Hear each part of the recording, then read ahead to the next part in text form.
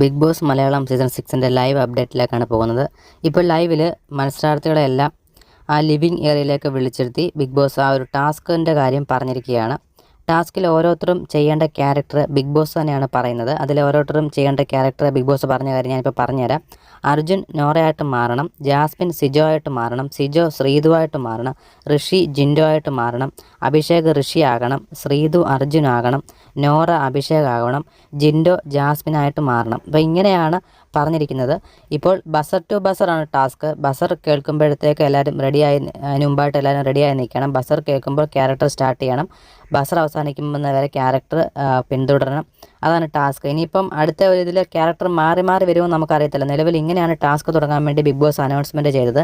എന്തായാലും ഇന്നലത്തെ പ്രൊമോയിൽ രസകരമായ മുഹൂർത്തങ്ങളാണ് അവിടെ അവരോരോരുത്തരും ചെയ്ത് കൂട്ടിയെന്ന് നമുക്ക് മനസ്സിലായിട്ടുണ്ട്.